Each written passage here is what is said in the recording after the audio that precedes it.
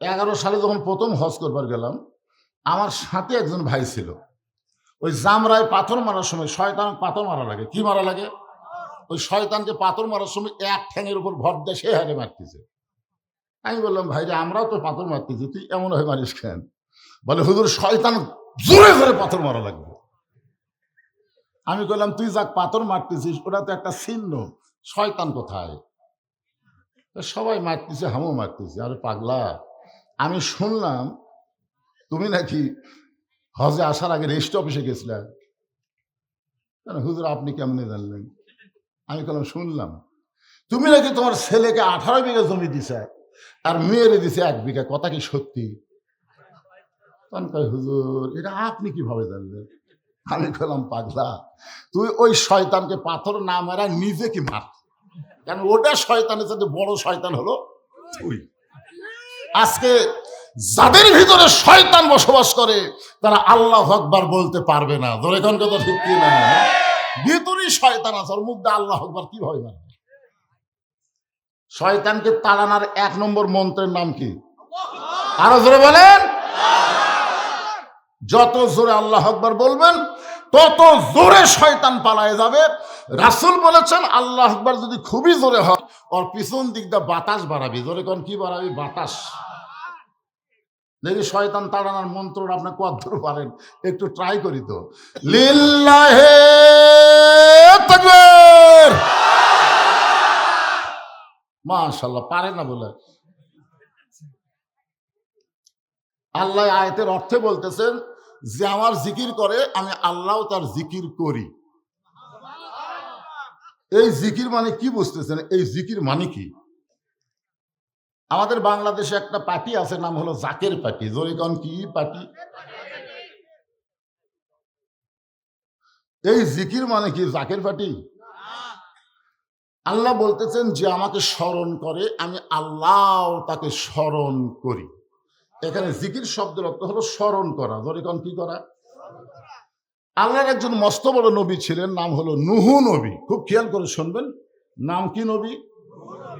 উনি শুকনা জায়গায় একটা যানবাহন তৈরি করতেছেন, সেই যানবাহনের নাম হলো নৌকা। জোরে বলেন, নাম কি? আরো জোরে, জোরসে বলুন। আগামী নির্বাচনে নৌকার কোনো মিছিল হবে না, এই জন্য আমি করে দিলাম। অসুবিধা আছে?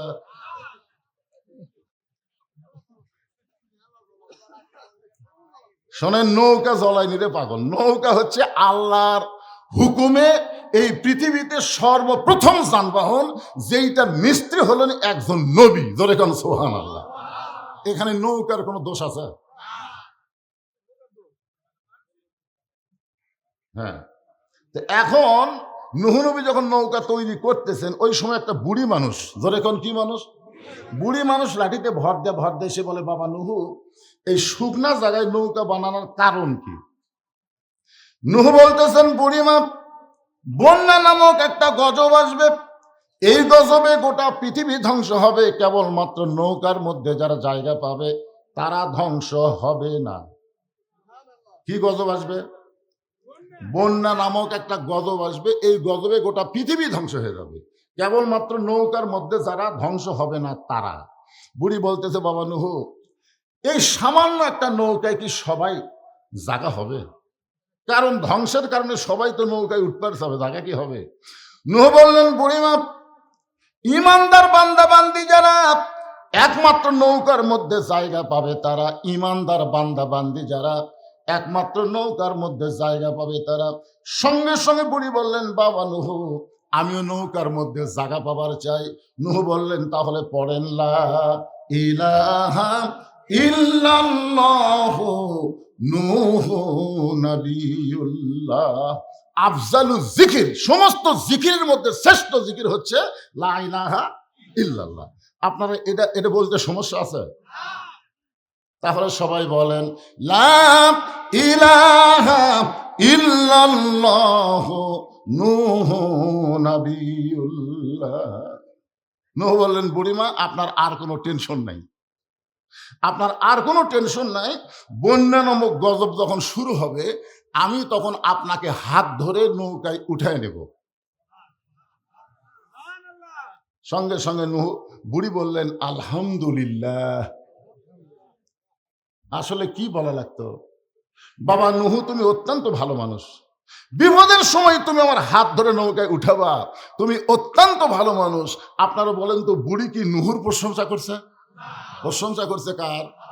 তাহলে বোঝা গেল ঈমান গ্রহণ করার পরে কোন মানুষের প্রশংসা করা যাবে না, একমাত্র প্রশংসা করা লাগবে কার? আশকুরুলি ওয়ালা তাকফুরুন। আল্লাহ ছাড়া কোন নেতার প্রশংসা করতেছেন? অমুকের প্রশংসা, হায় হায়, উনি যদি না দিত মাদ্রাসা বন্ধ হতো। উনি দিচ্ছে না ভাই রে, ওনার মাধ্যমে আল্লাহ দেওয়াচ্ছে। কথা কন না কেন? কথা বলেন। আমরা চাষটলে প্রশংসা কার করি? আল্লাহর করি। হাসান হাবিব বসে আছে, ইনি যদি না দিত মাদ্রাসাটা বন্ধ হয়ে যেত রে।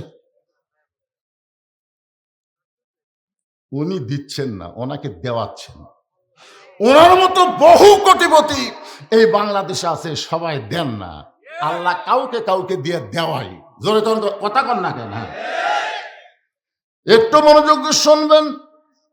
বন্যা গজব শুরু হয়ে গেল, গোটা পৃথিবী পানির তলে থাকলো 40 দিন। এমনকি সবচাইতে উঁচু পাহাড় হিমালয় পর্বত, ওই পাহাড়টাও পর্যন্ত 40 দিন পানির তলে ডুবে থাকলো। কয়দিন? 40 দিন, মানে এক চিল্লা। কয় চিল্লা? বাপ খালি চিল্লা চিল্লি করে, ওই মনের দুঃখে রাস্তার ধরে। কি হয়েছে? বাড়িতে এক বুড়ে আছে, বাড়ি খালি চিল্লে।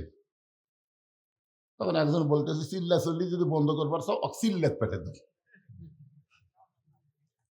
আল্লাহ বলেছেন ওয়াকাযা রাব্বুকা আল্লা তা'বুদু ইল্লা ইয়াহু ওয়া বিল ওয়ালিদাইনি ইহসানা। বাপ মা যদি বাঁচা থাকে, তুমি যতই নামাজ পড়ো, হজ করো, যাকাত দাও, দান করো, বাপ মার মনে কষ্ট দিলে একটা কিছুই আল্লাহর দরবারে কবুল হবে না। ধরে কোন কথা ঠিক না? তাহলে চিল্লা চিল্লি বন্ধ করার জন্য চিল্লা পাঠাবেন? ও পাঠানো লাগবে। আমার এলাকার এক লোক চিল্লা দিয়ে আসে, তাই আহসান দিবেন পরিবারে। আচ্ছা দেন। ওই মাইক দিয়ে শুরু করছে, আল্লাহু আকবার, আল্লাহু আকবার। একজন বলে, কি ব্যাপার, আল্লাহ বাদ আব্বা কেন? আমার দাঁত নেই। যখন চিল্লার যাওয়া লাগবে, সেটা কি বুড়া বয়সে? এই যখন বুড়া বয়সে সব কথাই জিকিরের মধ্যে আছে, খালি একটু মনোযোগ দিয়ে শোনা লাগবে। রাজি আছেন তো? নূহ নবীর নৌকা এক সময় পানি কমে গেল, 40 দিন পর যদি পর্বতে ভেঙে গেছে। আল্লাহ ডাকতে বলে, নূহ নৌকার খবর কি? নূহ বলতেছে, নৌকার মধ্যে যারা জীবিত আছে তারা, নৌকার বাইরে যারা ধ্বংস হয়েছে তারা। আল্লাহ বলে, নূহ ওই বুড়িটার খবর কি? নূহ বললেন, আল্লাহ আমার মনই নেই। কি নাই? চিন্তা করে দেখেন, বিপদ পড়লে একটা নবী যদি ভুলে যায়, কতগুলা পীর ধরছে। পীর, হুজুর আমার কোনো টেনশন নাই, হুজুর আমার পীর আছে। পীর। নূহ বললেন, আল্লাহ আমার মনই নেই। আল্লাহ বলে, নূহ তাহলে বুড়িটার খবর কি? নূহ বলতেছে, সবাই যখন ধ্বংস হয়ে গেছে, ওই বুড়িটাও ধ্বংস হয়ে গেছে। আল্লাহ বলে, নূহ আজ যদি কোনো কথা বলা যাবে না, কথা বলার আগে তদন্ত করে কথা বলা লাগবে। ইন্নাল্লাহা ইয়ামুরুকুম আন তুআদ্দুল আমানাতি ইলা আহলিহা ওয়া ইযা হাকামতুম বাইনান নাস আন তাহকুমু বিল আদল। আল্লাহু আকবার। কি? হাসিনার তদন্ত? হাসিনার তদন্ত? সবচাইতে বড় আলেমকে বিনা দোষে 13 বছর জেলখানায় বন্দি করে রাখছে, অন্যায়ভাবে হাসপাতাল নিয়ে গিয়ে তাকে হত্যা করেছে। জোরে কার কথা ঠিক কি? বাংলাদেশের যুবকদের বুঝাইছে যুদ্ধ অপরাধী, নারী নির্যাতনকারী, অথচ 50 বছর কোরআনের তাফসীর করেছে। বাংলাদেশের সমস্ত বক্তার হক কথা আর আল্লামা সাইদি হুজুরের হক কথা যদি 2 পাল্লায় দেওয়া হয়, সমস্ত বক্তার চাইতে সাইদি হুজুরের কথার ওজন বেশি হবে। জোরে কার কথা ঠিক না?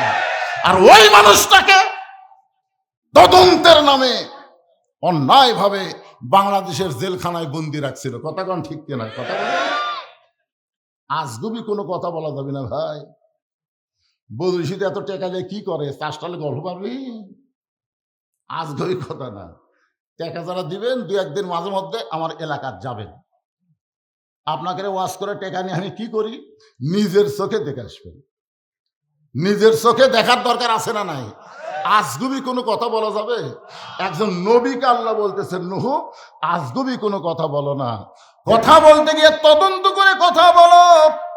নূহ নবী তদন্ত করতে গিয়ে দেখে বুড়ি তো দূরের কথা, বুড়ির ঝুবড়ি বাড়ি পর্যন্ত কিছুই হয়নি। আল্লাহ, যে বন্যায় গোটা পৃথিবী ধ্বংস হয়ে গেল, আর সেই বন্যায় একটা সাধারণ ঝুবড়ি বাড়ি, এই ঝুবড়ি বাড়িটাও কিছু হলো না। সঙ্গে সঙ্গে নূহ ডাক দিলেন, বুড়ি মা। বুড়ি টোপলা নিয়ে হাজির। কি নিয়ে হাজির? নূহ বলতেছে, বুড়ি মা টোপলা কেন? বলে সাইজ হয়ে আছি, সাইজ হয়ে আছি, কারণ তুমি আমারে ডাক দিবা আর আমি বের হতে দেরি করব, এটা তো চলবে না, আমি সাইজ হয়ে আছি। আল্লাহ বলেছেন, ইয়া আইয়ুহাল্লাযীনা আমানুত্তাকুল্লাহা হাক্কা তুকাতিহি ওয়া লা তামুতুন্না ইল্লা ওয়া আনতুম মুসলিমুন। যে কোনো সময় আমাদের মৃত্যুর ডাক আসবে, যে কোনো সময়। আপনারা কি সাইজ হয়ে আছেন? আল্লাহ বলেছেন, মুসলমান না হয়ে মরো না। বর্তমানে যে পরিবেশ বাংলাদেশে চলতেছে, এই পরিবেশের উপরে যদি মরেন, মুসলমান হয়ে মরা খুবই কঠিন হবে। তাই পরিবেশ পাল্টান লাগবে। জোরে কোন কথা ঠিক কিনা? পরিবেশ পাল্টাতে হবে। সব দেখা হলো শেষ, আগামীতে দেখবো আল্লাহর কোরআনের বাংলাদেশ। খালি কোরআনের ওয়াজ শোনার জন্যে আল্লাহ কোরআন পাঠায়নি, কোরআন দিয়ে সমাজ গড়ার কথা এই কোরআনে আছে না নাই? জোরে কোন আছে না নাই?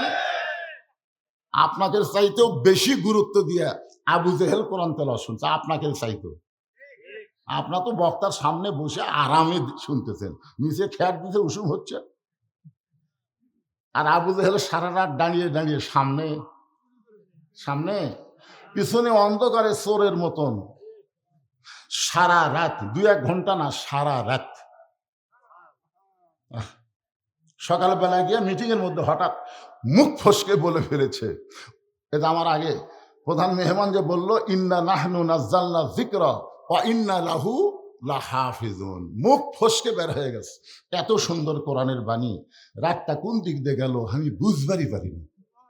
একেবারে সুবহানাল্লাহ কর না কেন?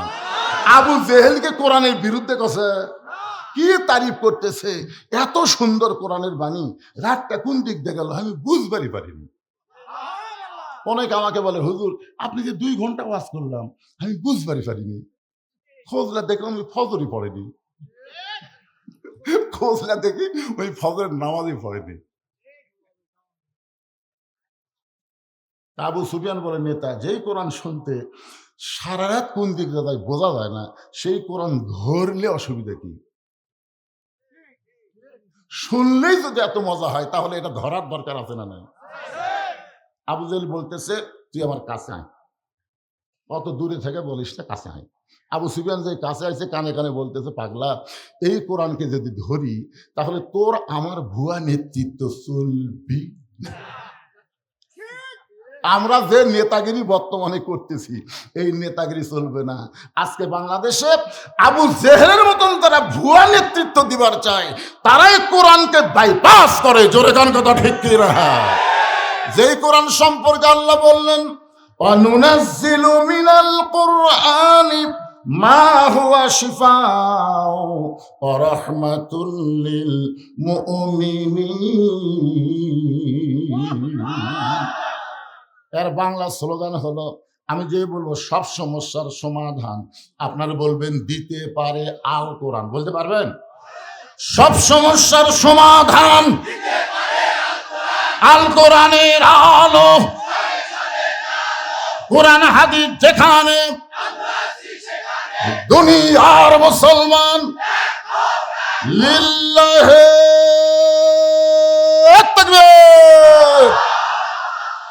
বিশ্বাস করেন আমার ঘড়িতে বাজতেছে 10:30, আর আপনাদের চেহারা দেখে মনে হচ্ছে কেবল রাত 8টা।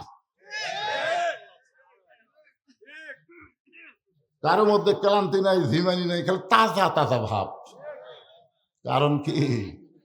এই কোরআনকে আল্লাহ শুধু শোনার জন্য বক্তা ওয়াজ করবে আর সারা রাত বসে বসে শুনবেন, এই জন্য আল্লাহ কোরআন দেয় নাই। কে বাবা, এই উঠলেন কে? আচ্ছা আচ্ছা, ঠিক আছে। না, বয়স হবে তো। বয়স হলে সাইডে বসবেন। ধরে রাখা কঠিন, তাই না? কোনো কঠিন না। আপনি রাত্রে যখন বিছানায় ঘুমাতে যান, আপনি কি পেশাব লিয়ে যান না পেশাব করে যান? কেন যান? কারণ ঘুমের দাম আছে। এই পেশাবের কারণে আমার ঘুমের ক্ষতি হোক, এটা আমি চাই না। এক টানা 6 ঘন্টা ঘুম পারবো, পেশাব করে তারপরে বিছানায় যাবো। তো আপনি ঘুমের দাম বুঝলেন, আল্লাহর কোরআনের দাম বুঝলেন না। আপনি নিয়ত করবেন পেশাব করে ওযু করে বসমো, এক টানা 6 ঘন্টা শুনবো। মানে আমি একলা না, সন্ধ্যা থেকে রাত 12টা পর্যন্ত কয় ঘন্টা হয়? কথা কয় না। 6 ঘন্টা শুনবো। আমি একলা 6 ঘন্টা কমাবো।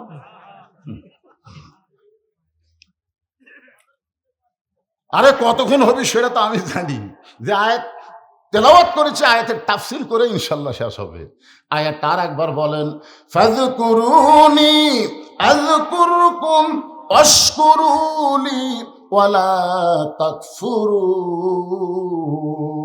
2 নম্বর আয়াত হলো, ইয়া আইয়ুহাল্লাযীনা আমানুস্তাঈনু বিস-সাবরি ওয়াস-সালাহ ইন্নাল্লাহা মা'আস সাবিরিন।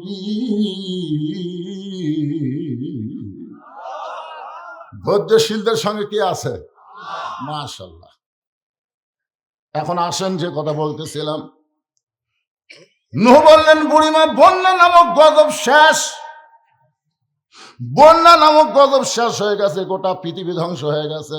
অথচ আপনার ঝুপড়ি বাড়ি কিছু হয় নাই, আপনারও কিছুই হলো না। সঙ্গে সঙ্গে মুচকি মুচকি বুড়ি হাসে। নূহ বলে, বুড়িমা হাসেন কেন? বলে, তুমি যখন আমাকে হাত ধরে নৌকায় উঠাবার চাইছিলে, তখন আমার ঈমান বলেছে দুনিয়ার সবাই সবাইকে ভুলতে পারে, কিন্তু আমার আল্লাহ কোনোদিন কাউরে ভুলবে না। তাহলে জিকির নবীর হবি না আল্লাহর হবি? এই যে কবি নজরুল একটা ভুল লিখছিল, নবী নাম জপে যেজন, নবী নাম জপে যেজন, সেই তো দোজাহানের ধনী। নবী মোর পরশমণি, নবী মোর সোনার খনি, নবী নাম জপে যেজন হবে না, এখানে বলা লাগবে নবী নাম ভাবে যেজন, নবী নাম ভাবে যেজন, সেই তো দোজাহানের ধনী। একটা মানুষ যদি সারা জীবন নবী নবী নবী নবী নবী জিকির করে, তার আমল নামায় একটা সওয়াব আল্লাহ দিবে না। আর একবার যদি আল্লাহ জিকির করেন, জিকিরটা যদি কবুল হয়, 8টা জান্নাতের দরজা আল্লাহ খুলে দেয়। তাহলে জিকির হবে কার? আরো জোরে মাশাআল্লাহ। এই জিকির এখানে আমরা স্মরণ বুঝলাম। আর একটা আয়াত আপনাদের সামনে তেলাওয়াত করি, দেখেন তো এই আয়াত মানে জিকির, এই আয়াতে জিকির মানে কি, একটু মনোযোগ দিয়ে শুনবেন। ইযা নুদিয়া লিস-সালাতি মিন ইয়াউমিল জুমআ ফাসআউ ইলা যিকরিল্লাহ। আচ্ছা, এই আয়াতে জিকির মানে কি? আর কথা কয় না, দেখছেন? এই আয়াতের জিকির বুঝিছে, আর কথা কয় না। আপনারা বলেন তো, এখানে যত মানুষ বসে আছেন, কারা কারা মাগরিব এশার নামাজ পড়েছেন? হাত তুলবার বলতেছে না, একটু চিন্তা করেন তো। যারা মাগরিব পড়েননি, এশাও পড়েননি, ওয়াজ শুনতেছেন, আপনারা যদি ফজরের আগে মরে যান, মানে মাগরিবও পড়েননি, এশাও পড়েননি, ফজর আগে মরেছেন, দুনিয়ার কত হুজুর আপনার জানাজা পড়ালে, দোয়া করলে আপনি জান্নাতে যাবেন? যাবেন? কারণ এখানে রাসূল বলেছে, লা সালাতা লা ঈমানা, যার নামাজ নাই তার ঈমানই নেই। এটা কি আমার কথা? আল্লাহ রাসূল বলেছে লা সালাত আলা দীনা, যার নামাজ নাই তার ধর্মই নাই। বাইনাল আবদি ওয়াল কুফরি তরকুস সালাত, বান্দা আর কাফিরের মধ্যে পৃথক করার জিনিসটার নামই হলো নামাজ। এখন আপনারা বলেন ভাইজান, যারা মাগরিব এশার নামাজ না পড়া ওয়াজ শুনতেছেন, তাদের জন্য কি তওবা করা দরকার না? যে আল্লাহ যা করছি করছি, আল্লাহ আর করবো না, ফজর থেকে বাকি জীবন একটা ওয়াক্ত নামাজ বাদ দেব না। আল্লাহ বলে ফেরেশতা তোমরা সাক্ষী হও, যারা তওবা করে বললো ফজর থেকে এক ওয়াক্ত বাদ দিবে না, যত নামাজ না পড়ার পাপ হয়েছে আমি আল্লাহ সব মাফ করে দিলাম। তাহলে ফজর থেকে নামাজ ধরা লাগবে। এই যুবকেরা কথা কও না কেন? তোমাদের হাতত যে মোবাইল আছে বুঝলে, মোবাইল দেখলেই চিন্তা হয়। এই মোবাইলের মধ্যে যতই খারাপই থাক, তুমি যদি নামাজ ধরতে পারো, আল্লাহ কোরআনে বলেছেন ইন্নাস সালাতা তানহা আনিল ফাহশাই ওয়াল মুনকার, একমাত্র নামাজই পারে মানুষকে যাবতীয় বেহুদা এবং খারাপি থেকে বাঁচাই দিতে। যেই যুবক 5 ওয়াক্ত নামাজ জামাত আদায় করবে, ওই যুবকের হাতে মোবাইল থাকতে পারে কিন্তু অশ্লীল ভিডিও কোনোদিন দেখবে না, কারণ দেখবার গেলে তার ঈমান বলবে কেউ না দেখলেও আমার আল্লাহ দেখতেছে।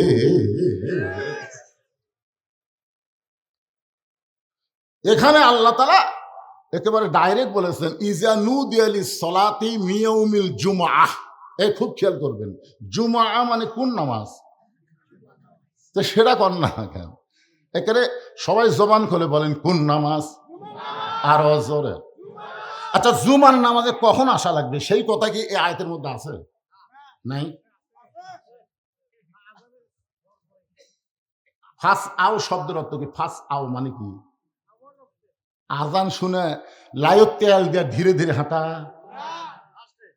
এত জোরে হাঁটা লাগবে দেহ যেন বুঝবার পায় মরদ হাঁটতেছে। আর্মিরা যেমন রাস্তা হাঁটে, ওরা কি চৌকিদারের মতন হাঁটে? আজান শোনার পরে, জুমার আজান শোনার পরে এইভাবে মসজিদ দিকে আসা লাগবে। আপনারা বলেন তো, জুমার দিনে আপনারা মসজিদে কি আগে আসেন না পরে আসেন? খুব খেয়াল করে শোনেন, জিকিরের ওয়াজ হচ্ছে আজান শোনার প্রথম 3 মিনিটের মধ্যে যারা মসজিদের মধ্যে ঢুকবে, আল্লাহ তাদের আমল নামায় একটা উট কুরবানি সব দিবে।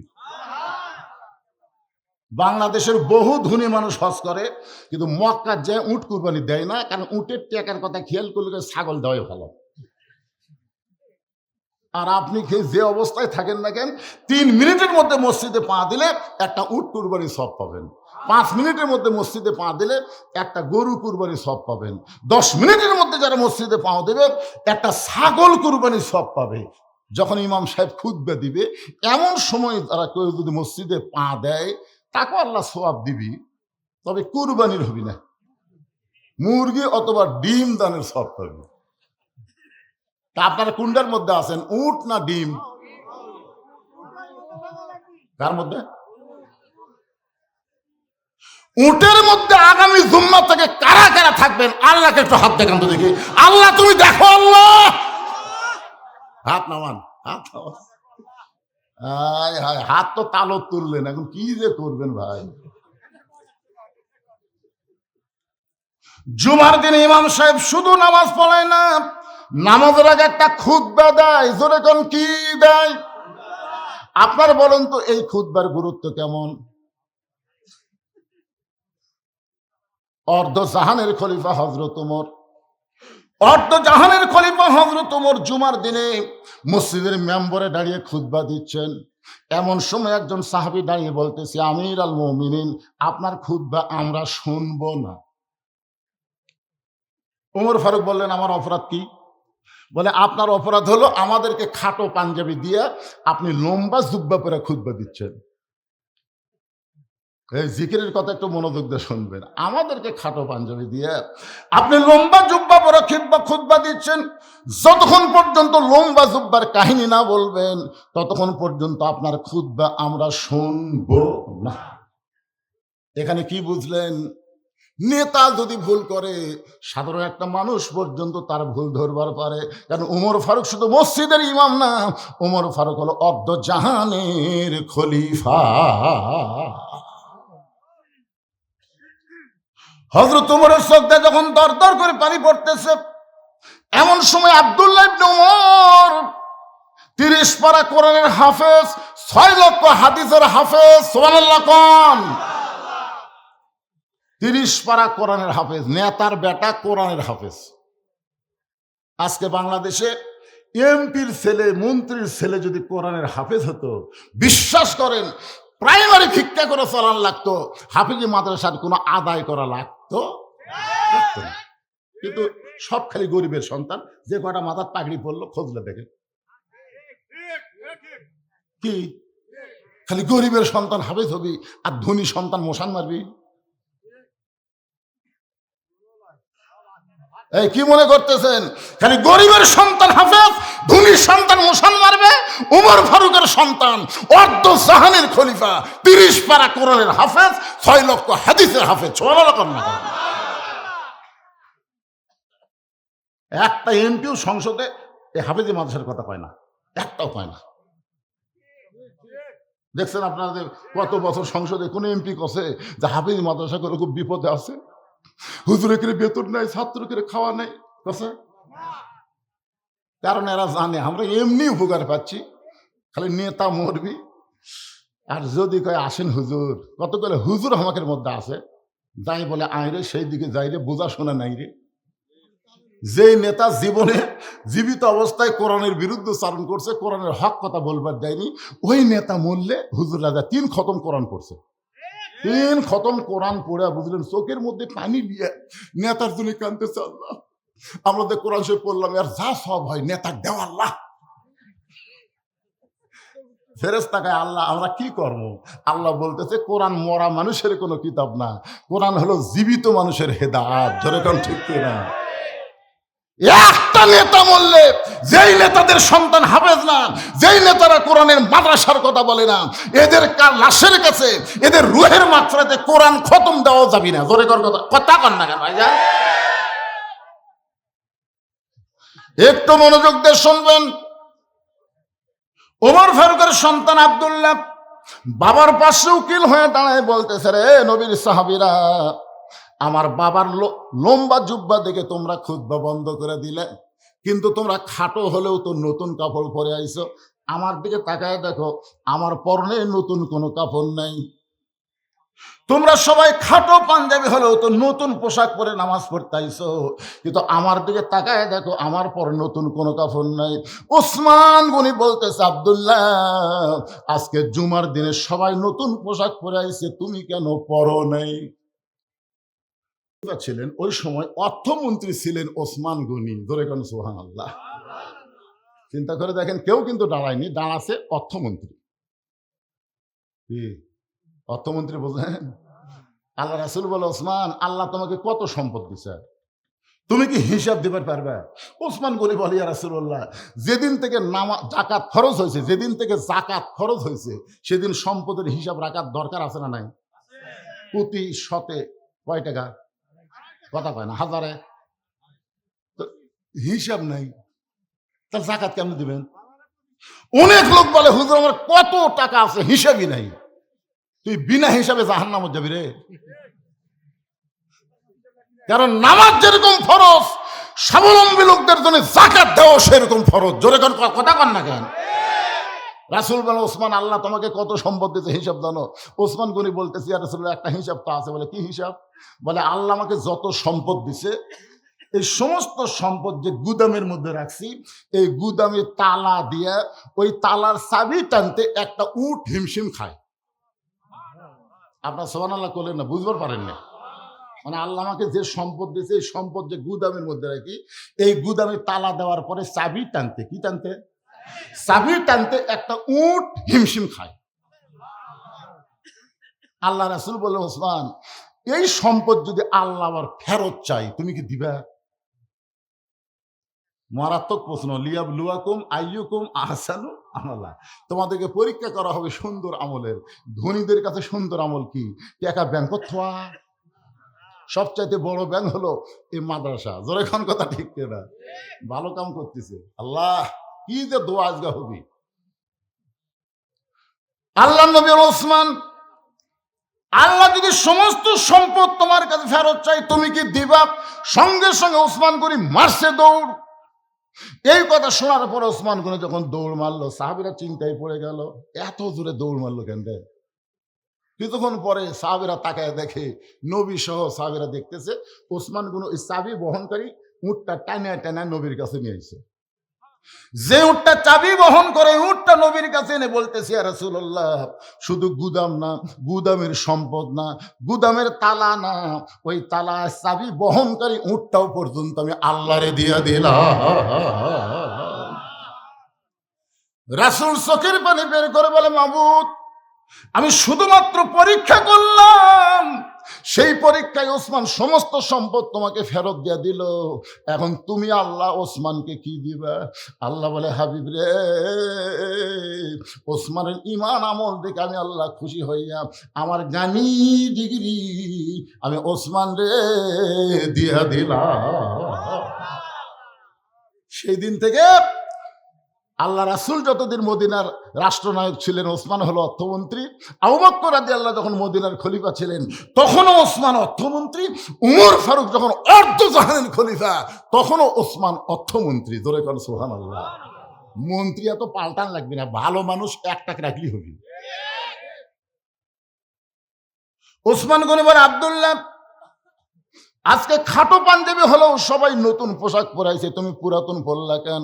আব্দুল্লাহ বলতেছে, আমি যদি আজকে নতুন কাপড় পরতাম তাহলে আমার বাবার জুব্বা লম্বা হতো না। তোমরা কি জানো, যেদিন থেকে আমার বাবা মদিনার খলিফার দায়িত্ব পাইছে, সেদিন থেকে আমার বাবা কোনো রাত্রেবেলা ঘুমায় না, সারা রাত মানুষের দুঃখ কষ্ট নিজের চোখে দেখে বেড়া। দিনের বেলা দেখলে মানুষ বুঝবার পারবে, এজন্য গোপনে চোরের মতন গভীর রাত্রে উমর ফারুক মানুষের দুঃখ কষ্ট দেখার জন্য বের হয়েছে। হঠাৎ দেখে একটা পুরুষ মানুষ তাঁবু টাঙ্গানো আছে, তাঁবুর মধ্যে না থাকে, বাইরে খালি ঘুরতেছে, একবার উত্তরে যায়, একবার দক্ষিণে যায়, একবার উত্তরে যায়, একবার দক্ষিণে যায়। উমর ফারুক চিন্তায় পড়ে গেল, এই মরদ মানুষ অস্থির কেন? পুরুষ মানুষ অস্থির কখন হয়? টেনশন। উত্তরে দক্ষিণে যায়, তাঁবু বাহিরে ঘুরতেছে। উমর ফারুক গিয়া লোকটাকে সালাম দিলেন, আসসালামু আলাইকুম ইয়া আব্দুল্লাহ। লোকটা সালামের উত্তর দেয় না। উমর ফারুক বলেন, আসসালামু আলাইকুম ইয়া আখি। লোকটা সালামের উত্তর দেয় না। উমর ফারুক বলেন, আসসালামু আলাইকুম। লোকটা সালামের উত্তর দেয় না। উমর ফারুক চিন্তা করলো, ঠসা নাকি? তিনবার সালাম দিলাম, উত্তর দেয় না। চতুর্থবার যখন সালাম দেওয়ার জন্য কেবল হাত তুলিছে, মানে এখনো দেয়নি, লোকটা, এই মিয়া, খালি বারবার সালাম দাও মিয়া। উমর ফারুক চমকে উঠছে, ভাইজান আমি কি ভুল করছি? মারাত্মক ভুল। তুমি বারবার আমাকে সালাম দাও, রহমতের দোয়া করো, কিন্তু আমার উপর গজব চলতেছে, তুমি জানো? সালাম কিসের দোয়া? আল্লাহ রহমত তোমার বর্ষিত হোক, আর আমি গজবের মধ্যে আছি। উমর ফারুক বলেন, কি গজব ভাই? বলে, গজব হলো আমার বউ গর্ভবতী। তুমি জানো উমর ফারুক যেদিন থেকে আল্লাহর কোরআন দিয়ে রাষ্ট্র চলায়, সেদিন দিনেও যা রাতেও তাই। যেরকম সুবহানাল্লাহ। ওই লোকটা হয়তো উমর বলতেছে, তুমি জানো উমর ফারুক যেদিন থেকে আল্লাহর কোরআন দিয়ে রাষ্ট্র চলায়, সেদিন থেকে দিনও যা রাতেও তাই। আমি আমার গর্ভবতী বউকে নিয়ে আমি রাতের বেলা বের হয়েছি, আমার অমুক এলাকায় যাব, কিন্তু রাস্তার মাঝখানে এসে প্রসব বেদনা উঠছে, আমি তাঁবুর টাঙ্গায়, বউখানি তাঁবুর মধ্যে কাঁদতেছে, আর আমি বাইরে ঘুরতেছি, আর তুমি খালি সালাম মারতেছে। তার মানে উমর ফারুক বললেন, ভাই, ইন্নাল্লাহা মা'আস সাবিরিন, ধৈর্যশীলদের সঙ্গে থাকে। একটু ধৈর্য ধরেন, আপনি একটু ধৈর্য ধরেন। আমার কাছে ভালো ধাত্রীর খবর আছে। অর্ধ জাহানের খলিফা হযরত উমর বললেন, আপনি একটু ধৈর্য ধরেন, আমার কাছে ভালো ধাত্রীর খবর আছে। এই বলে এক দৌড় মারলেন, এক দৌড় এসে দরজায় ডাক দিলেন আব্দুল্লাহর মা। উমর ফারুকের ছেলের নাম কি? আব্দুল্লাহর মা। সঙ্গে সঙ্গে দরজা খুলে গেল। উমর ফারুক চমকে গেলেন, আব্দুল্লাহর মা, আমি না হয় মানুষের দুঃখ কষ্ট দেখার জন্য রাতের বেলা ঘুরে বেড়াই, কিন্তু তুমি দরজা ডাক দাও মাত্র কেমনি খুললাম? আব্দুল্লাহর মা বলে, স্বামী গো, আপনি মানুষের দুঃখ কষ্ট দেখার জন্য রাতের বেলা ঘুরবেন, আর আমি বিছনায় ঘুম পারবো এমন বউ আমি না। তার মানে বোঝা গেল, বউ যদি ভালো হয় নেতা ভালো হবে। বেগম পাড়াত বাড়ি বানাবি না রে, বেগম পাড়াত বাড়ি বানাছে কার জন্যে? এই যে পলক, আমাকে বলো ই এখন জেলত আছে, আর ওর বউ খালি সেই মজা মারতে পারে, আর বউ সেই মজা মারতে এই খালি মারিয়া দিছে, ওই খালি ইচ্ছা মতো। আরে পলক এখন খবর কি? ফান্দে পড়িয়া পলক কান্দে রে। একটু মনোযোগ দিয়ে শুনবেন। অর্থ জাহানের খলিফা হযরত ওমরের বউ বলতেছে, আপনি মানুষের কষ্ট নিজের চোখে দেখবেন আর আমি আরামের ঘুম পারবো, সে বউ আমি না। কিন্তু আমি আশ্চর্য হয়ে গেলাম, আপনি প্রতিদিন তাহাজ্জুদের সময় চলে আসেন, কিন্তু আজকে এই সময় চলে আসলেন কেন? আজকে কি বইয়ের কথা মনে পড়ছে? ওমর ফারুক বললেন, বিবি জান্নাতে যদি যাবার চাও, জান্নাতে যদি যাবার চাও, একটা মেয়ে প্রসব হবে, তার জন্য কি কি দরকার সেই জিনিসগুলো নিয়ে তাড়াতাড়ি বের হও। একটা মেয়ে প্রসব ব্যথায় ভুগতেছে, তার ধারতে গিয়ে কইতে গেলে যা লাগবে তাই না বের হও। হযরত ওমর বউকে নিয়ে জান্নাতে যাওয়ার কথা বলে বের হলেন, অন্য পৃষ্ঠাতে তাবুর মধ্যে ঢুকাই দিলেন। কিছুক্ষণ পরে ওমর ফারুকের বিবি বলে, স্বামী গো, ইয়া আমির আল মুমিনিন, আপনার দোস্তকে, বন্ধু ভাইকে বলেন তার বিবি এবং সন্তান সুস্থ আছে। আপনার তো সুবহানাল্লাহ বলেন, কিন্তু ওই লোকের অবস্থা কি?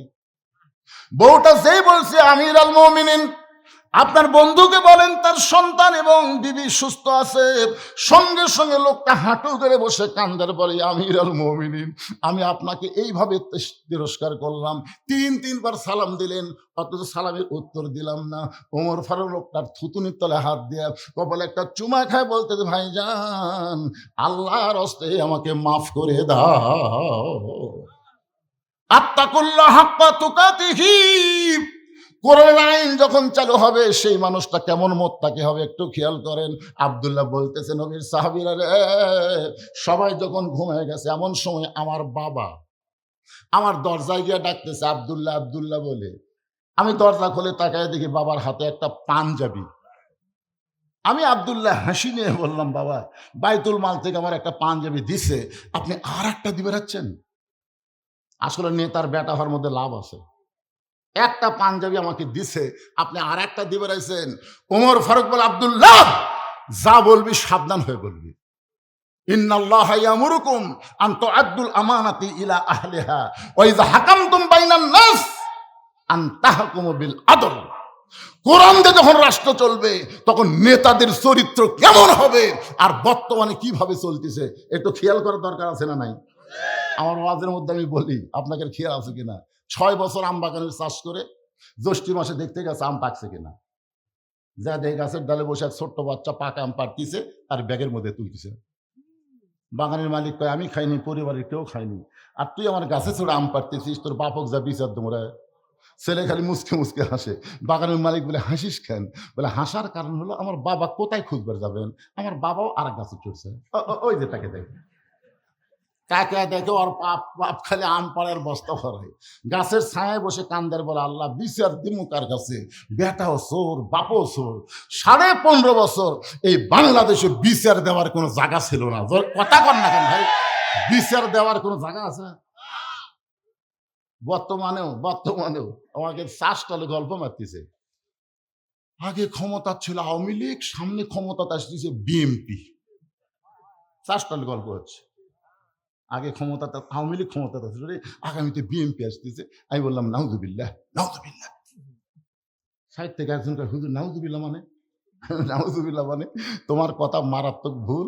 আওয়ামী লীগও ক্ষমতা ছিল না, বিএনপিও ক্ষমতা আসতেছে না, সব সময় যিনি ক্ষমতা আছেন তিনি হলেন আমার আল্লাহ। তো স্টলে সবাই বলতে, হুজুর সবসময় ক্ষমতা আল্লাহ আছে, তার দলিল কি? সঙ্গে সঙ্গে আমি তেলাওয়াত করলাম, তাবারাকাল্লাযী বিয়াদিহিল মুলকু ওয়া হুয়া আলা কুল্লি শাইইন কাদির। আল্লাহ মাঝে মাঝে কাউকে ক্ষমতা দেয়, কি দেয়? আল্লাহ ক্ষমতা দেয় দেখার জন্য। আল্লাহ হাসিনারে ক্ষমতা দিছিল, 9 সালে ভোটে ক্ষমতা আইল, তারপরে 14 সালে বিনা ভোটে 151 জন হওয়া লাগবে, সেটি ভোটই হয়নি, 154 জন। 18 সালে দিনের ভোট রাতে করলো, 22 সালে আবার ড্যামে নির্বাচন করলো। কতগুলা নেতা দেখবেন মঞ্চে উঠতে পারে না, দুইজন হাত ধরা টানে আর দুইজন পাছার ঠেলা মারে। দেখেন এরকম নেতা উঠতে পারে না ভাইরে, একজন দুইজন টানা তোলে আর দুইজন পাছর ঠেলে। ওই নেতা মাইক পাইয়াই ওর প্রত্যেক কথাই হলো খেলা হবে। কেরে খেলবার গেলে মাজাত বল থাকা লাগবে পাগলা, খেলবার গেলে বল থাকার দরকার আছে না নাই? জোরে করে আছে না নাই? 41 সালের আগে হামাকরক নামাইকে এমন শিরকি কথা বলেছে, আমার আল্লাহ তাআলা 24 সালের 5ই আগস্টে নামায় দিল। এখান থেকে বিশ্বাস করা লাগবে ক্ষমতার মালিক আওয়ামী লীগ না, ক্ষমতার মালিক বিএনপি না, ক্ষমতার মালিক হলেন আমার আল্লাহ। আগামীতে কাকে আল্লাহ ক্ষমতা দিবে এইটা এখনোই বলা যাবে না, কিন্তু গোটা বাংলাদেশ আপনাদের দোয়ায় ওয়াজ করে এতটুকু পর্যন্ত আমি দেখতেছি। আগের দিন বাঘে খাসে, আগের দিন চলবি না, আগের দিন আর চলবি না। মানুষ অনেক সজাগ হয়ে গেছে ভাই। মানুষ এখন আগে কিছুই জানতো না, আগে কিছুই জানতো না, বুঝলেন? ওই যা শুনতো তাই। এখন হাতে হাতে মোবাইল আছে না নাই? সবই দেখতেছে, কারা কি করতেছে, কার আমল নামা কি, সব দেখতেছে। এই জন্য আগাম কোনো কথা বলা যাবে। একটু মনোযোগ দিয়ে শুনবেন। ওমর ফারুক বিন আব্দুল্লাহ, তুই কেমনে বিশ্বাস করলি একটা পাঞ্জাবি বাইতুল মাল থেকে তোরে দেওয়া হয়েছে, আর একটা দিবে রাইছি বাজান, এই পাঞ্জাবিটা আমার ভাগে পড়েছে। এখন তুই বল রে আব্দুল্লাহ, এই ছোট পাঞ্জাবি পরে আমি যদি খুতবা দেই তাহলে দেখতে কেমন লাগে? মুয়াজ্জিনের মুসল্লির কাপড় যদি ছোট হয়, মুসল্লির পাঞ্জাবি যদি ছোট হয় কোনো সমস্যা নেই, কিন্তু ইমামের ছোট হলে? আপনার বুঝতেছেন না আমার কথা? একজন আমাকে মোবাইল করে বলতে, হুজুর ইমামের দাড়ি যদি এক মুষ্টির নিচে হয় তার পাশে কি নামাজ হবে? আমি কইলাম, ভাইজান তুমি ইমামের দাড়ি এক মুষ্টি কেমনি মাপলে? তো হুজুর ইমাম তখন খুতবা দেয়, তখন আমি দূর থেকে আন্দাজ করি, আমার মুখ দেখছি আর দাড়ি দেখছি, হুজুর আমার মনে হয় এক মুষ্টির কম হবে। আমি বললাম, কে ভাই তোমার দাড়ির খবর কি? আমার নাই। তাই বলে হুজুরের থাকা লাগবে না। যেই দেশে মানুষ ইমামের দাড়ি মুঠ দিয়ে মাপে, আর সেই দেশে কেউ যদি দাড়ি চাচা মোট চাচা লোককে বলে জাতীয় ইমাম, এরা মানবি কথা? এরা মানবি? এক মাথার টুপি দিয়ে এক মুকুট নেই দাড়ি, জাতীয় ইমাম, জাতীয় নেতা বলবার পারো, কিন্তু জাতীয় ইমাম বাংলার জনগণ সবাইকে মানবে না। জাতীয় ইমাম হবার গেলে তার বাহ্যিক কিছু চেহারা লাগবে, যেটা ছাড়া মানুষ কিন্তু ইক্তেদা করবে। কথা কন্যাগান ইক্তেদা করবে। ব্যবহার হচ্ছে আসল কথায় হাত তুললে তো ব্যবহার হবেন। বাজানলে গরম ভাতে বিলাই বাজার, গরম ভাত কিন্তু ভালো জিনিস, বিলাইয়ের চরিত্র না। একটু মনোযোগ শুনবেন। ওমর ফারুক বিন আব্দুল্লাহ, তোর পাঞ্জাবিটা আমাকে দান করে দেওয়া যায়। আব্দুল্লাহ বাবার চোখের পানি থেকে তার নিজের অংশটুকু বাবাকে দান করে দিল। বাবা আব্দুল্লাহর অংশ, নিজের অংশ নিয়ে যখন রওনা দিয়েছে, আব্দুল্লাহ পিছনে পিছনে হাঁটতেছে, বাবা সামনে সামনে। বাবা ঘরের মধ্যে গিয়ে ঘরের দরজা বন্ধ করে দিল। আব্দুল্লাহ জানলা দিয়ে তাকায় দেখে হযরত ওমর ফারুক নিজেই দর্জি হইয়া ছেলের পাঞ্জাবি, তার নিজের পাঞ্জাবি একত্র করে লম্বা জুব্বা বানায়, ওই জুব্বা বানায় আমার বাবা খুতবা দেয়। এখন বলো বাবার খুতবা শোনা যায় কি না যায়? সমস্ত সাহাবীরা চিল্লায় বলে, আল্লাহর কোরআন দিয়ে যখন রাষ্ট্র চলবে, এমন মুত্তাকি নেতা মুসলমানেরা দেখতে পাবে। ইযা নুদিয়া লিস-সালাতি মিন ইয়াউমিল জুমআ ফাসাউ ইলা যিকরিল্লাহ। আচ্ছা, আর একটা আয়াত কই তো দেখেন, এখানে জিকির মানে কি? ইয়া আইয়ুহাল্লাযীনা আমানু উযকুরুল্লাহা যিকরান কাসীরা ওয়া সাব্বিহুহু বুকরাতাও ওয়া আসিলা। আচ্ছা, এই আয়াতে জিকির মানে কি? ও সব আমি কম না, ঠিক আছে। যেখানে জিকির মানে না, শোনা লাগবে তো, খালি জিকির জিকির, হাই রে জিকির। আমার দয়াল বাবার দরবারেতে কেউ ফিরে না খালি হাতে। ইল্লা ইল্লা ইল্লা কি এই মাঝখানে যে বৈশাখে শেষ বৃহস্পতিবার কি হয়? এই জিকির করবার দেওয়া যাবে? আজকে একটু মনোযোগ দিয়ে শোনেন। এরপর আল্লাহ বললেন, ইয়া আইয়ুহাল্লাযীনা আমানুস্তাঈনু বিস-সাবরি ওয়াস-সালাম ইন্নাল্লাহা মা'আস-সাবিরিন। এখানে আল্লাহ বলতেছেন, যারা আমাকে বিশ্বাস স্থাপন করেছো, একটু মনোযোগ দেন। জিকির শব্দের কথা বলতেছি। খুবই চেষ্টা করছে কোরআন শরীফ বন্ধ করে দেওয়ার জন্য, কিন্তু রাসূলের কোরআন বন্ধ করবার ওরা পারেনি। তখন মক্কার কাফেররা চিন্তা করলো, যেভাবেই হোক যার উপর কোরআন নাজিল হয়েছে তাকে দুনিয়া থেকে শেষ করে দেওয়া লাগবে। আল্লাহ নবীর ঘর ওরা 27 জন, কোন কিতাবে লেখছে 27 জন, লাঠি সোঁটা যা আছে, জিকির মানে একটু মনোযোগ দিয়ে শুনবে, লাঠি সোঁটা যা আছে সব নিয়ে নবীর ঘর ঘেরাও করলো রাতের বেলা। ধরে কখন? রাতের বেলা ঘেরাও করলো। সবাই যখন লাঠি সোঁটা নিয়ে নবীর ঘর ঘেরাও করলো, তখন নবী আস্তে আস্তে আলীর কাছে গিয়ে বলেন, আলী। আলী বলতে, হুজুর কি খবর? বলে, আজকে আমার বিছনার ঘুম পাড়া লাগবে। ভাইজান, খুবই গুরুত্বপূর্ণ কথা বর্তমান বাংলাদেশের প্রেক্ষাপটে, একটু মনোযোগ দিয়ে শোনেন। আলী বলতে, হুজুর আপনার বিছার যদি আমি ঘুম পাড়ি তাহলে আপনি কি করবেন? রাসূল বলতেছে, আজকেই আমার ঘর থেকে বাইরে যাওয়া লাগবে, এখানে আর থাকার পরিবেশ নেই। আলী বলতেছে, হুজুর আমি কিন্তু খেয়াল করছি ওরা 7-8 জন লাঠি সোঁটা নিয়ে দাঁড়িয়ে আছে, আপনি বাইর হলি মারবি হুজুর। রাসূল বললেন, আমি তো বার হচ্ছি না, আল্লাহ আমাকে বার হবার বলতেছে।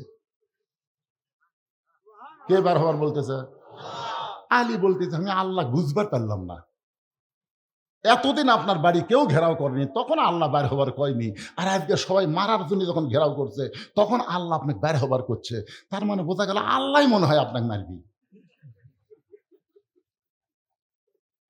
কি আল্লাহ রাসূল, আলী আমার বিছনায় চাদর মুড়ি দিয়ে ঘুমাও, শুধু ঘুমাইলে হবে না, চাদর মুড়ি দিয়ে ঘুমাও, এর বেশি আর তোমাকে আমি বলবো না।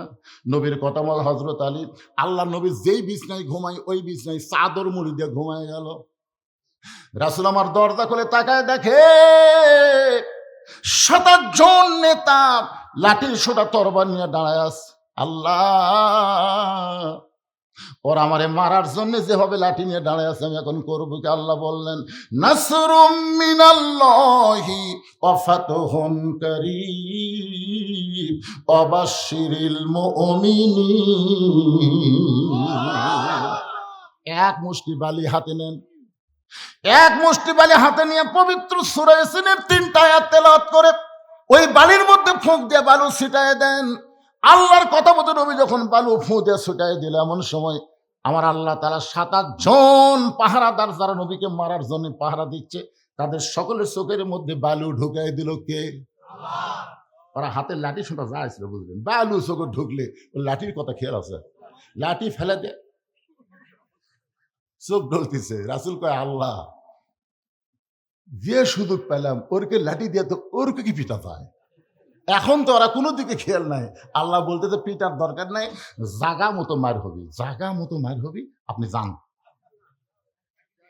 আপনি যান, মার হবি জাগা মতো।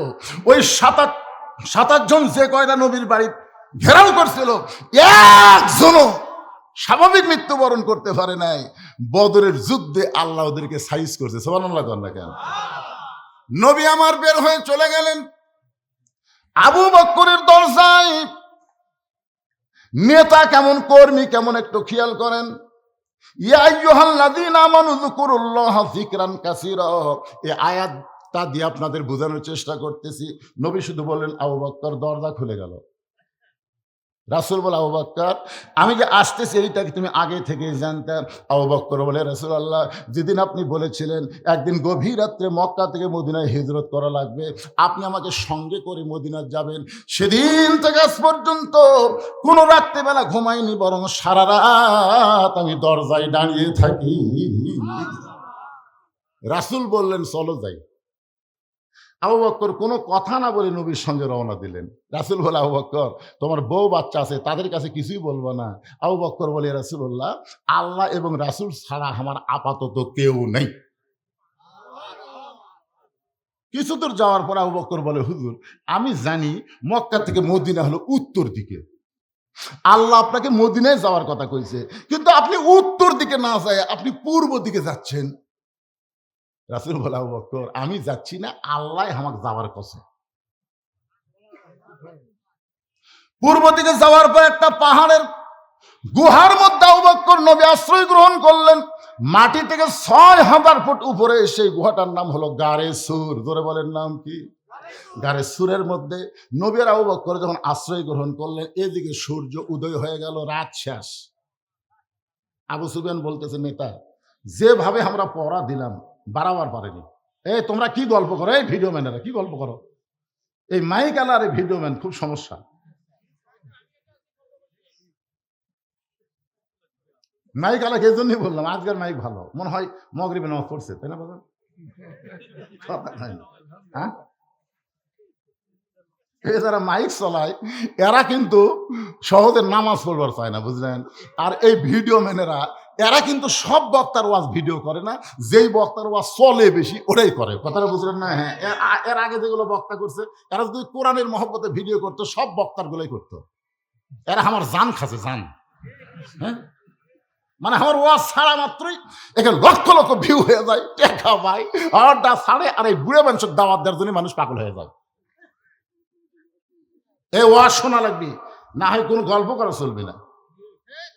এ অত্যন্ত গুরুত্বপূর্ণ কথা বলতেছে। চিন্তা করেন, সকাল হয়ে গেছে, সূর্য উদয় হয়েছে।